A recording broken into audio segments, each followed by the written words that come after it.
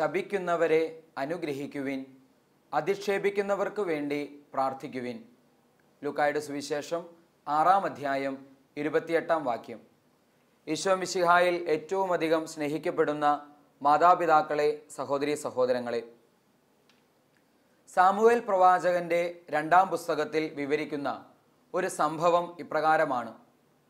ദാവീദ് മഹാരാജാവിൻ്റെ മക്കളിൽ ഒരാളായ അബ്സലോം തൻ്റെ പിതാവിൻ്റെ പക്കലിൽ നിന്ന് സിംഹാസനം തട്ടിയെടുത്ത് രാജാവായി വാഴുവാൻ വേണ്ടി പ്രഭുക്കന്മാരുമായി ഗൂഢാലോചന നടത്തി പ്രഭുക്കന്മാരെ മുഴുവൻ സ്വന്തം വരുതിയിലാക്കുന്നു.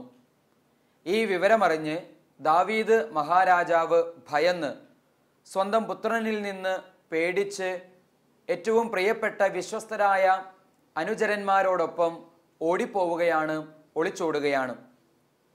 അവരുടെ യാത്ര ബഹ്റൂമിൽ എത്തിക്കഴിഞ്ഞപ്പോൾ ഇതാ ഗേരയുടെ പുത്രനായ ഷിമയി ശാപവാക്കുകളുമായി ദാവീദ് മഹാരാജാവിനെ സമീപിക്കുന്നു. കല്ലും മണ്ണും മണലും ദാവീദിൻ്റെ നേരെ വലിച്ചെറിഞ്ഞ് കൊലപാതക, നീച, ദുഷ്ട, സാവൂളിൻ്റെ രക്തം ചിന്താൻ കാരണമായവനെ, സാവൂളിൻ്റെ ബന്ധുക്കളെ വധിച്ചവനെ എന്നൊക്കെ പറഞ്ഞ് ശാപവാക്കുകളുമായി ദാവീദിനും അനുചരന്മാർക്കും സമാന്തരമായി നടക്കുകയാണ്. ദാവീദിൻ്റെ അനുചരന്മാർ അദ്ദേഹത്തിൻ്റെ ഇടതും വലതുമായി നിന്ന് ഷിമയി വലിച്ചെറിയുന്ന കല്ലും മണ്ണും ദാവീദിൽ പതിയാതിരിക്കാൻ വേണ്ടി ശ്രമിച്ചു. കൂടുതൽ കൂടുതൽ ശാപവാക്കുകൾ ഉച്ചരിച്ച് ഷിമയി ദാവീദിനെതിരെ കല്ലും മണ്ണും മണലും വലിച്ചെറിഞ്ഞ് പ്രകോപനമുണ്ടാകുമ്പോൾ ദാവീദ് മഹാരാജാവിൻ്റെ വിശ്വസ്തദാസരിൽ ഒരാളായ അബിഷായി കോപാക്രാന്തനായി വാളൂരി ഇപ്രകാരം പറയുകയാണ്: ഈ ചത്ത പട്ടി എൻ്റെ യജമാനനായ രാജാവിനെ ശപിക്കുകയോ, ഞാൻ ഇവൻ്റെ തല വെട്ടിയെടുക്കട്ടെ. ഈ ചത്തപട്ടി എൻ്റെ യജമാനനായ രാജാവിനെ ശപിക്കുകയോ, ഞാൻ ഇവൻ്റെ തല വെട്ടിയെടുക്കട്ടെ. തൻ്റെ യജമാനനായ ദാവീദ് മഹാരാജാവിനോട് അദ്ദേഹത്തിനെതിരെ ശാപവാക്കുകൾ ഉന്നയിച്ച ഷിമയെ വധിക്കാനുള്ള അനുവാദം ചോദിക്കുകയാണ് അബിഷായി. എന്നാൽ ദാവീദ് ആ സമയം അബിഷായിയെ തടഞ്ഞുകൊണ്ട് പറയുന്ന വാക്കുകൾ ഇപ്രകാരമായിരുന്നു: അവനെ വെറുതെ വിട്ടേക്കുക. അത് ഒരുപക്ഷെ ദൈവകൽപ്പനയാണെങ്കിലോ, അവനെ വെറുതെ വിട്ടേക്കുക. അത് ഒരുപക്ഷെ ദൈവകൽപ്പനയാണെങ്കിലോ, എൻ്റെ കഷ്ടത കണ്ട് അവൻ്റെ ശാപത്തിനു പകരം ദൈവം എന്നെ അനുഗ്രഹിച്ചേക്കാം. എൻ്റെ കഷ്ടത കണ്ട് അവൻ്റെ ശാപത്തിനു പകരം ദൈവം എന്നെ അനുഗ്രഹിച്ചേക്കാം.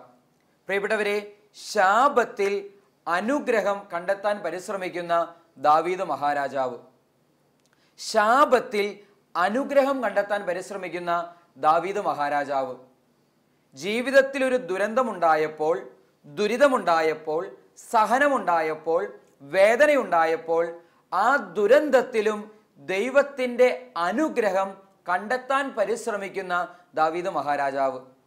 വിശുദ്ധ ഗ്രന്ഥം ആദ്യം മുതൽ അവസാനം വരെ വായിക്കുമ്പോൾ ഇത്തരത്തിലുള്ള പല കഥാപാത്രങ്ങളെയും നമുക്ക് കണ്ടെത്താനായിട്ട് സാധിക്കും. ദുരന്തങ്ങൾക്ക് നടുവിൽ അനുഗ്രഹത്തിൻ്റെ കരം കണ്ടെത്താൻ പരിശ്രമിക്കുന്ന വ്യക്തികൾ.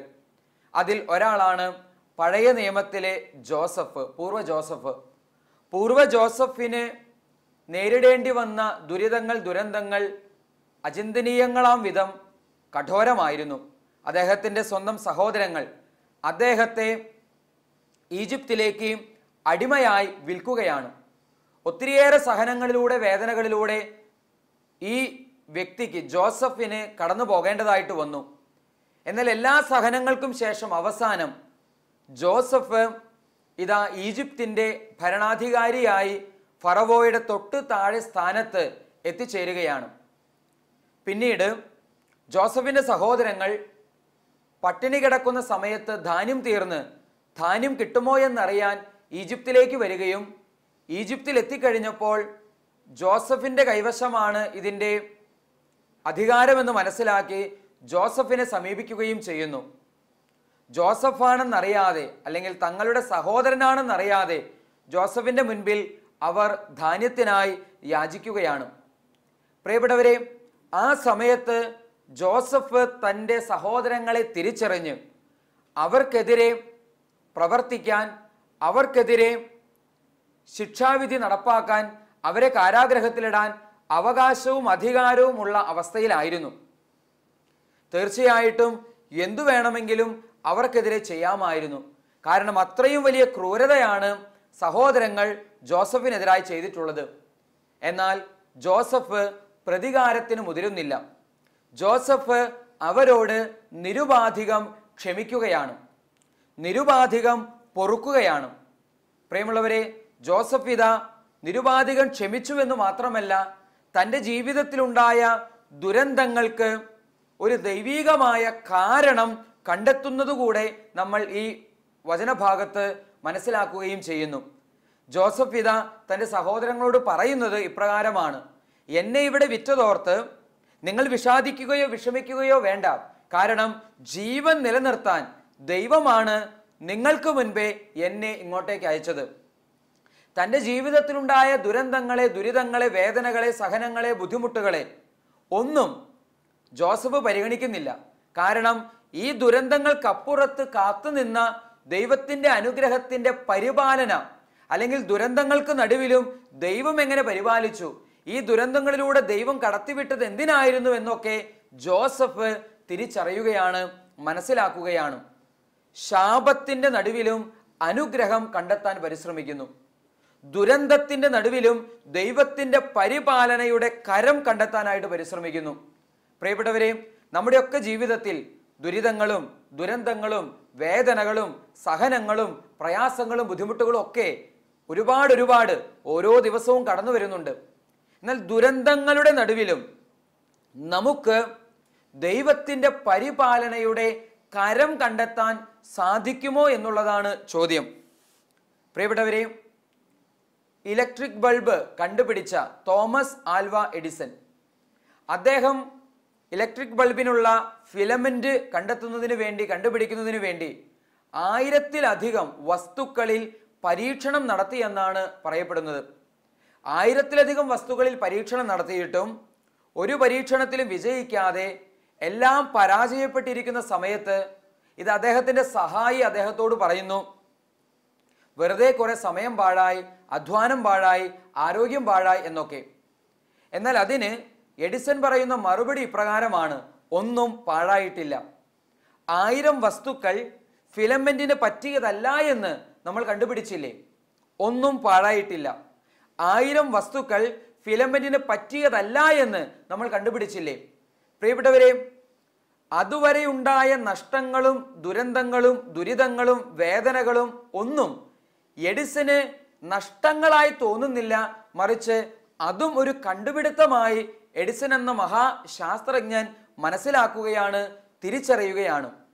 അദ്ദേഹത്തിൻ്റെ ഈ ചിന്തയാണ് തുടർന്ന് നടന്ന പരീക്ഷണങ്ങളിൽ പ്രത്യാശയോടെ അടുത്ത പരീക്ഷണങ്ങൾക്ക് മുതിരാനും തുടർന്ന് നടന്ന പരീക്ഷണങ്ങളിൽ വിജയിക്കാനും അദ്ദേഹത്തിന് ശക്തി കൊടുത്തത്. വലിയൊരു നഷ്ടത്തെ പോലും ലാഭമായി കണക്കാക്കുന്ന മഹാനായൊരു ശാസ്ത്രജ്ഞൻ എഡിസൺ. വലിയ ഒരു ദുരന്തത്തെ അതിൽ പോലും നന്മ കണ്ടെത്താൻ പരിശ്രമിക്കുന്ന ഒരു ശാസ്ത്രജ്ഞൻ. നമ്മുടെ ജീവിതങ്ങളിൽ ദുരിതങ്ങളും ദുരന്തങ്ങളും കടന്നു വരുമ്പോൾ ഈ വിധത്തിൽ നമുക്ക് ദൈവത്തിൻ്റെ പരിപാലന കാണാൻ, ദൈവത്തിൻ്റെ അനുഗ്രഹത്തിൻ്റെ കരം ആ ദുരിതങ്ങളിലും ദുരന്തങ്ങളിലും കാണാൻ സാധിക്കുമോ എന്നുള്ളതാണ് ചോദ്യം. ബിസിനസ് മാനേജ്മെന്റ് തത്വങ്ങൾ പഠിക്കുമ്പോൾ, അങ്ങനെ പഠിച്ചിട്ടുള്ള വ്യക്തികൾ മിക്കവാറും കേട്ടിരിക്കാൻ സാധ്യതയുള്ള ഒരു കഥ, സംഭവമാണ് കഥയാണോ എന്ന് ചോദിച്ചാൽ എനിക്ക് അറിഞ്ഞുകൂടാ. കഥ എന്ന നിലയ്ക്ക് കേട്ടിരിക്കുന്ന ഒരു കാര്യം ഇതാണ്: ഒരു ചെരുപ്പു കമ്പനി, അത് അവരുടെ ചെരുപ്പ് പുതിയ പുതിയ സ്ഥലങ്ങളിലേക്ക്, പുതിയ പുതിയ ദേശങ്ങളിലേക്ക് പരമാവധി അവരുടെ കമ്പനിയുടെ പ്രൊഡക്റ്റായ ചെരുപ്പ് എത്തിക്കുന്നതിൻ്റെ ഭാഗമായി ഒരു ദ്വീപിലേക്ക് അവരുടെ കമ്പനിയിലെ ഒരു ഓഫീസറെ പറഞ്ഞു വിടുകയാണ്. അന്വേഷിച്ച് അറിഞ്ഞ് അവിടെ നമ്മുടെ ചെരുപ്പുകൾ ഇറക്കുമതി ചെയ്താൽ വിൽപ്പനയ്ക്ക് വല്ല സാധ്യതയുമുണ്ടോ എന്നറിയാൻ വേണ്ടി ഒരു വ്യക്തിയെ പറഞ്ഞു വിടുകയാണ്. അദ്ദേഹം ആ ദ്വീപിൽ ചെന്നു. അദ്ദേഹം ആ ദ്വീപിൽ ചെന്ന് ആ ദ്വീപിലുള്ള മിക്കവാറും സ്ഥലങ്ങളൊക്കെ സന്ദർശിച്ചു, മനുഷ്യരെയൊക്കെ സന്ദർശിച്ചു. അദ്ദേഹത്തിന് മനസ്സിലായി അവിടെ ചെരുപ്പ് കൊണ്ടുവന്നിട്ട് യാതൊരു കാര്യവുമില്ല എന്നും. കാരണം മറ്റൊന്നുമല്ല, ആ ദേശക്കാർ ചെരുപ്പ് ധരിക്കാത്തവരാണ്, നഗ്നപാതരാണ്. ചെരുപ്പ് അവർക്ക് ആവശ്യമില്ല. ചെരുപ്പ് ധരിക്കാത്തവരുടെ നാട്ടിൽ എന്തിനു നമ്മൾ ചെരുപ്പ് ഇറക്കുമതി ചെയ്യുന്നു? യാതൊരു പ്രയോജനവുമില്ല എന്ന് മനസ്സിലാക്കി ആ ദേശം മുഴുവനും സഞ്ചരിച്ച് അവസാനം ഒരിടത്തും ഒരാളും ചെരുപ്പ് ധരിക്കുന്ന ശീലമില്ല എന്ന് മനസ്സിലാക്കി അദ്ദേഹം തിരിച്ച് കമ്പനിയിൽ വന്നു. കമ്പനിയിലെ അധികാരികളെ അറിയിച്ചു, നമ്മളവിടെ ചെരുപ്പ് ഇറക്കുമതി ചെയ്തിട്ട് യാതൊരു പ്രയോജനവുമില്ല. കാരണം ആരും തന്നെ ചെരുപ്പ് ധരിക്കാത്തവരാണ് ആ നാട്ടിലുള്ളത്. ഉടനെ തന്നെ ഒരു സെക്കൻഡ് ഒപ്പീനിയൻ അറിയുന്നതിന് വേണ്ടി മറ്റൊരു ഓഫീസറെ ഇതാ അവിടേക്ക് ഇവർ പറഞ്ഞു വിടുകയാണ്. അദ്ദേഹം അവിടെ ചെന്നു. അദ്ദേഹവും അതേ കാഴ്ച തന്നെയാണ് കാണുന്നത്. ആ നാട്ടിൽ ഒരു മനുഷ്യൻ പോലും ചെരുപ്പ് ധരിക്കുന്നില്ല, അങ്ങനെ ഒരു ശീലമില്ല. അവിടെ എല്ലാ സ്ഥലത്തും സഞ്ചരിച്ചു, ഒരിടത്തും ഒരാളും ചെരുപ്പ് ധരിക്കുന്നില്ല എന്ന് മനസ്സിലാക്കി അദ്ദേഹം തിരിച്ചു വന്നു.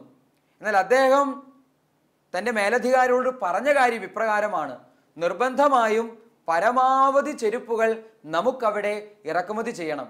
കാരണം ഒരാൾ പോലും ചെരുപ്പ് ധരിക്കുന്നവരെല്ലാം ചെരുപ്പില്ലാത്തവരാണ് എല്ലാവരും. ചെരുപ്പില്ലാത്തവരായതുകൊണ്ട് തന്നെ അവർക്കെല്ലാം നമുക്ക് ചെരുപ്പ് കൊടുക്കാനായിട്ട് സാധിക്കും. ചെരുപ്പ് ധരിക്കുന്നതിൻ്റെ ആവശ്യകത ഒന്ന് വ്യക്തമാക്കണം, ബോധ്യമാക്കണം. അങ്ങനെ പരമാവധി പരസ്യം ചെയ്യണം. എന്നിട്ട് എല്ലാവരെയും ആ വിധത്തിലേക്ക് മനസ്സ് കൊണ്ടുവരണം. അങ്ങനെ സാധിച്ചാൽ ഒരുപാട് ചെരുപ്പുകൾ അവിടെ ചെലവാകും. മറ്റൊരു കമ്പനിയും മറ്റൊരു നിർമ്മാതാക്കളും അവിടെ ചെരുപ്പ് ഇറക്കുമതി ചെയ്തിട്ടില്ല. അതുകൊണ്ട് തീർച്ചയായും നമ്മുടെ ചെരുപ്പുകൾ പരമാവധി അവിടെ ചെലവഴിക്കാനായിട്ട് സാധിക്കും.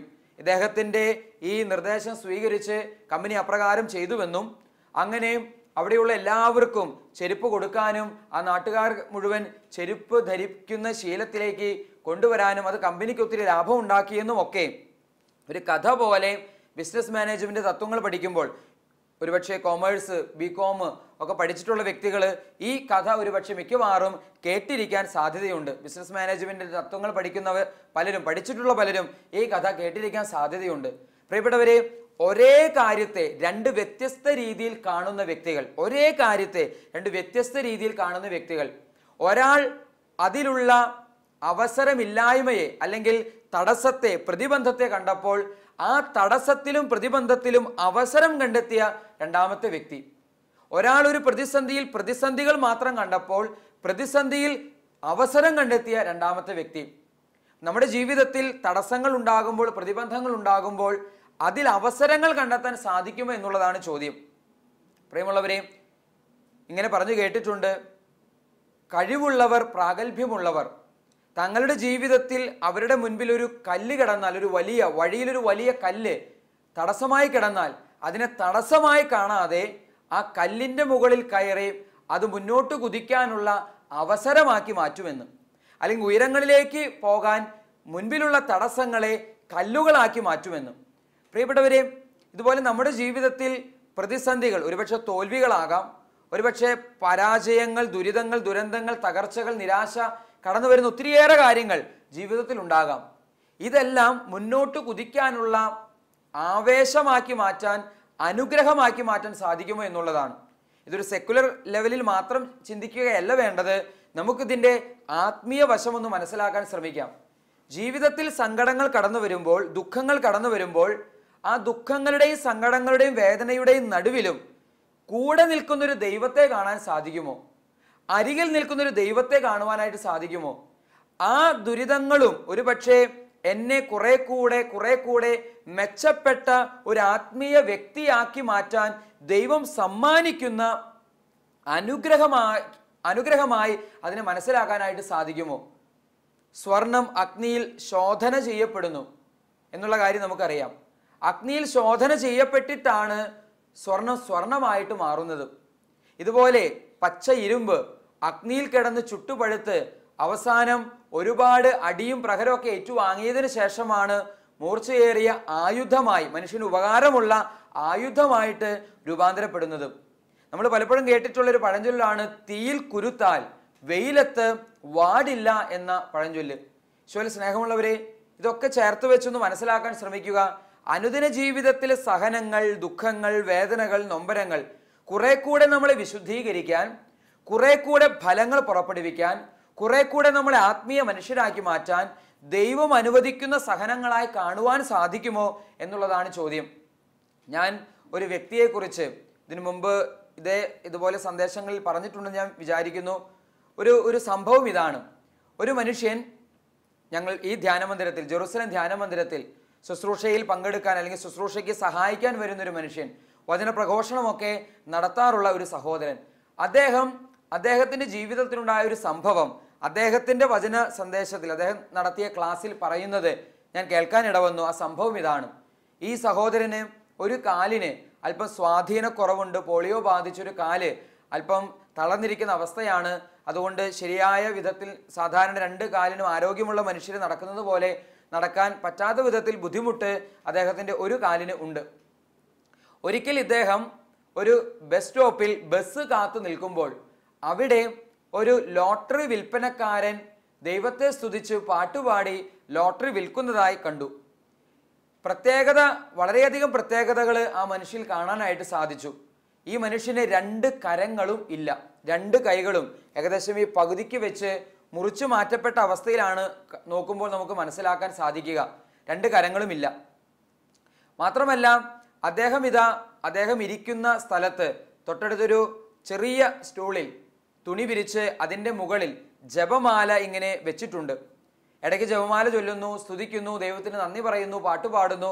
ഒപ്പം വേറെ ജോലിയൊന്നും ചെയ്യാൻ പറ്റാത്ത വിധത്തിൽ ആണ് അദ്ദേഹത്തിൻ്റെ കൈകൾ എന്ന കാരണത്താൽ അദ്ദേഹം ലോട്ടറി ടിക്കറ്റ് വിൽപ്പനയാണ് നടത്തുന്നത്.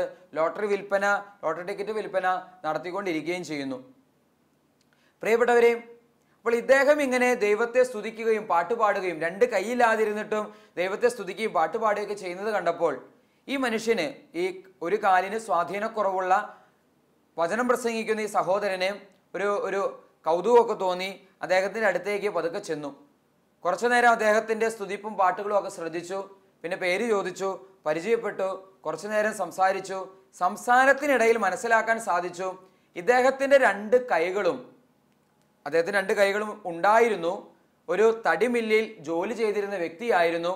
എല്ലാ ദിവസവും പള്ളിയിലൊക്കെ പോകുന്ന, നന്നായിട്ട് പ്രാർത്ഥിക്കുന്ന, കുടുംബ പ്രാർത്ഥന നടത്തുന്ന, ഒരു നല്ല ക്രിസ്ത്യാനിയായ ജീവിതം നയിക്കുന്ന ഒരു നല്ല മനുഷ്യൻ.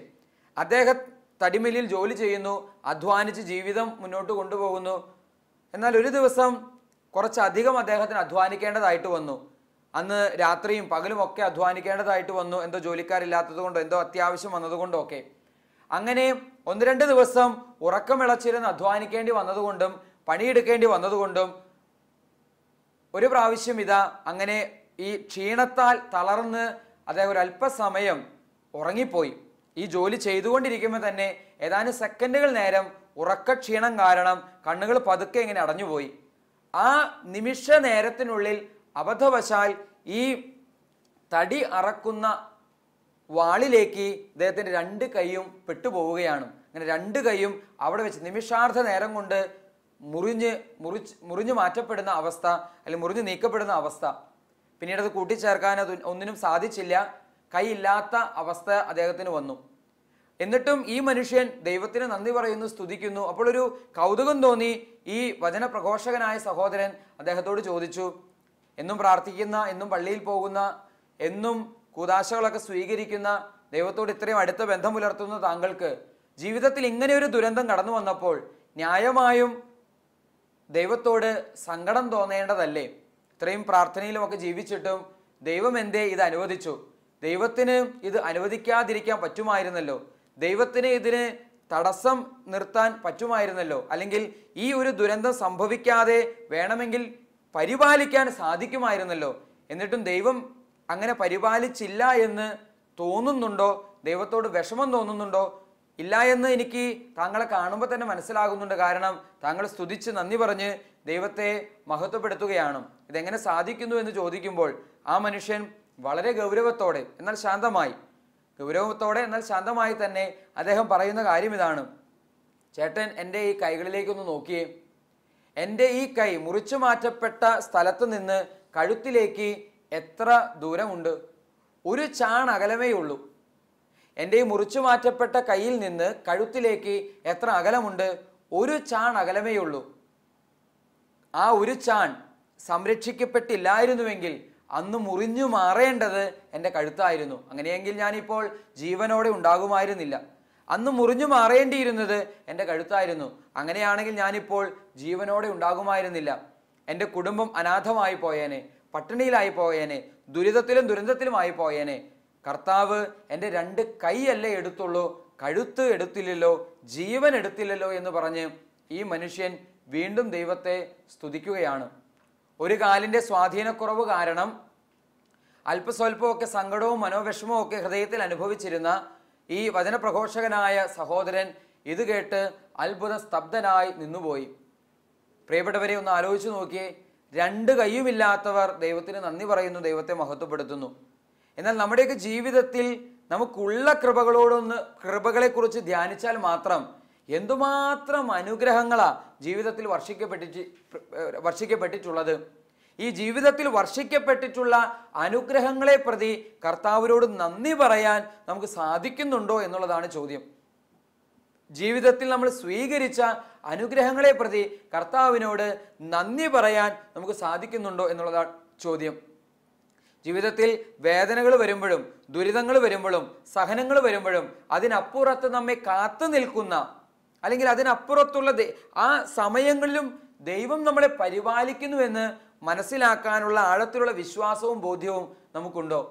പ്രിയപ്പെട്ടവരെ, സ്വന്തം കുഞ്ഞ് ഉദരത്തിൽ വെച്ച് തന്നെ മരിച്ചു പോയി കഴിഞ്ഞപ്പോൾ ഒത്തിരി സങ്കടത്തിലും ദുഃഖത്തിലും വേദനയിലും പൊട്ടിക്കരഞ്ഞ ഒരു സഹോദരൻ എനിക്കുണ്ട്. എന്നാൽ ആ സഹനത്തിന് ശേഷവും കണ്ണുനീരിന് ശേഷവും അവസാനം ഈ സഹോദരൻ പറഞ്ഞ വാക്കുകൾ ഇതാണ്: ചേട്ടാ, നമുക്ക് വേണ്ടി പ്രാർത്ഥിക്കാൻ ഇപ്പോൾ സ്വർഗത്തിൽ ഒരു മാലാഖയുണ്ട് അല്ലേ?